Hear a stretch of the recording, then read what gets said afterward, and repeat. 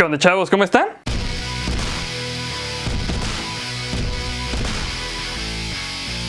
La esclavitud. Chavos, si hablamos de la esclavitud de hoy en día, la neta ni se van a dar cuenta de que la están padeciendo. De hecho, la mayoría de los esclavos de la antigüedad no sabían que eran esclavos e incluso algunos pensaban que eran privilegiados. Hoy en día, con las técnicas de esclavitud más sofisticadas, la verdad es que nadie repara en los detalles. Y si el día de hoy no están haciendo trabajos forzosos para un solo dueño, amo y señor, lo cierto es que no importa para quién lo hagan. Siguen haciendo un trabajo para poder cumplirle a otro de sus señores más grandes, o como le quieran llamar ustedes, matrimonio, deuda del carro, hipoteca de la casa, no lo sé. Cada quien tiene su propio veneno. Sin embargo, solo quiero decirles que la verdad, la libertad no es como la piensan. Y es por eso que el día de hoy les traigo algunos datos sobre la esclavitud que no sabías y sus contrastes con la época contemporánea. Número 1. La religión dentro de la esclavitud. Sin ánimos de meterme en la religión de nadie, que para eso tenemos miles de ellas, la esclavitud sí tuvo sus que veres con la religión. Y es que sin importar la religión que profeses, la mayoría de ellas han tenido algo en común. Han sido una herramienta poderosa para controlar el comportamiento humano. Esto para provecho de las propias religiones. Presumiendo, claro está, una recompensa espiritual para aquellos que se dirijan bajo los preceptos de las mismas. Resumiendo, de alguna manera u otra, han manipulado al ser humano. En un principio, los esclavos africanos que estaban con amos en Estados Unidos, en los principios de los Estados Unidos de Norteamérica, esos maestros convertían a sus esclavos en cristianos. De cualquier manera, no les permitían leer la Biblia. Básicamente no se les permitía porque la Biblia tiene pasajes que están en contra de la esclavitud en todas sus formas. Así que para mantener a las bestias tranquilas y apaciguadas, tomaron la Biblia, le quitaron de aquí, le pusieron de allá y voilà.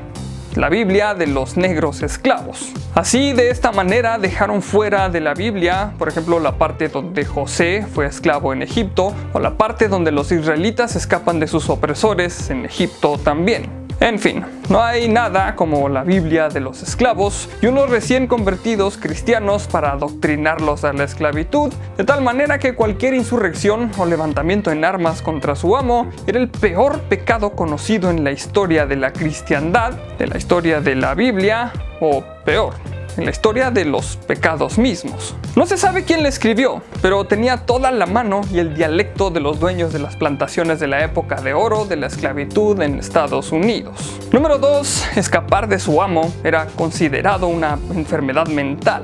¿Y qué forma más efectiva de mantener un esclavo fiel y colaborativo que convencerlo que escapar de su amo era una enfermedad básicamente mortal? Y el encargado de hacer esto fue el médico, si se le puede llamar así, Samuel Cartwright. Este hijo de la ciencia, apoyaba la esclavitud porque ella favorecía sus intereses personales. Y en 1849 lo eligieron para documentar las enfermedades de los afroamericanos. Sobra decir esclavos. Cartwright especificaba en su informe llamado Enfermedades y peculiaridades físicas de la raza negra que los negros tenían, y discúlpenme si sigo usando la palabra negro, pero quiero hacer énfasis en el desprecio que le imprimían y siguen imprimiendo esa palabra. Les decía que los negros o afroamericanos tenían un cerebro más pequeño en comparación de los de la raza blanca, sistemas nerviosos inmaduros y pieles sensibles. Haga usted el chingado favor. Todo esto según el Galeno Oeste. Era lo que los hacía buenos esclavos, y además que un negro nunca sería feliz si no era un esclavo. Además, él afirmaba que existía una enfermedad que los afligía, la dapretomania, que viene del griego y hace alusión en el idioma inglés y que a su vez significa enfermedad inventada por un médico idiota de raza blanca para justificar que un esclavo estaba loco por intentar fugarse de su condición de esclavitud. Por supuesto, esta enfermedad surgía cuando un amo trataba con demasiada indulgencia a sus esclavos, dándoles derechos o beneficios que cualquier humano merecía. Y dicha indulgencia ocasionaría este desorden mental, según el tipo blanco oeste. En fin, según él y su experiencia científica, esta enfermedad en los esclavos se curaba sacando a latigazos el padecimiento de su cuerpo, así como amputando sus pulgares. No sé, yo también estoy amputado, o emputado, más bien.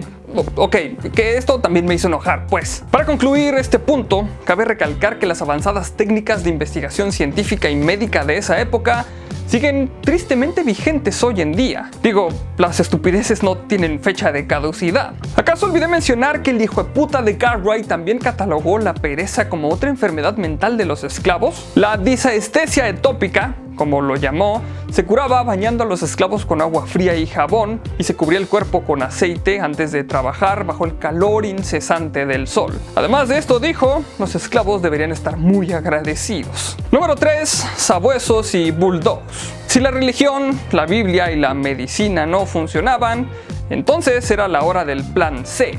Y este fue criar y entrenar a grandes perros de la época como los sabuesos y los bulldogs para atrapar y despedazar esclavos en fuga. Los llamados negro dogs o perros para negros eran razas fuertes y extremadamente agresivas. Por lo menos así fueron educados. Pero lo cierto es que estos perros siempre se les entrenó para atrapar a esclavos vivos. O sea, se usaban los mismos esclavos para enseñar a atacarlos. Claro que los detenían antes de que los pobres esclavos fallecieran, pero por lo regular eran entrenados para ser tan viciosos que el pavor que tenían hasta estos perros era suficiente para olvidar los planes de fuga. Y es aquí donde nació el dogo cubano, o llamado de otra manera el mastiff cubano. Este perro era una cruza entre el bulldog y el mastiff inglés. Su tamaño era robusto y de cabeza ancha y regularmente negra. Este perro era tan temido entre los esclavos que solo podemos dar gracias que cuando se abolió la esclavitud, este perro fue considerado extinto. Número 4. Más caros que el oro. Cuando en 1808 se prohibió el comercio transatlántico de esclavos, la esclavitud en los Estados Unidos tuvo un revés que rápidamente supo cómo subsanar. Digo, si no los podían obtener de otro lado, pues qué mejor que producirlos en casa. Técnicamente convirtió a la raza de esclavos para dejar de decirle negros. La verdad, no está chido. Decía, tenían granjas de crianza de esclavos. Tenían a pocos de los mejores ejemplares masculinos y a muchas mujeres que terminarían siendo las madres de una nueva generación de esclavos. La crianza de esclavos terminó siendo tan próspera que llegaron a tener un valor más alto que el oro. La circulación total de la moneda en aquel entonces de Estados Unidos llegaba a poco menos de 450 millones de aquel tiempo. El oro y la plata en circulación no llegaban ni a los 250 millones. Sin embargo, la crianza de esclavos llegó a ser un negocio tan redituable que llegó a valer casi 4.000 millones de dólares. Sin duda un negocio redondo para los esclavistas que se vendría abajo tan pronto ocurrió la guerra civil. Número 5. La renta de esclavos. Cuando la esclavitud se volvió totalmente ilegal después de la guerra civil, por supuesto que habría cambios en todos los ámbitos de la vida de aquellos tiempos. Para empezar, por más mala que fuera la esclavitud, esta mantenía la economía de aquellos estados en donde los amos tenían a cientos de esclavos trabajando para ellos. Luego de esto, cientos de miles de esclavos simplemente no encontraban manera de vivir o de sobrevivir.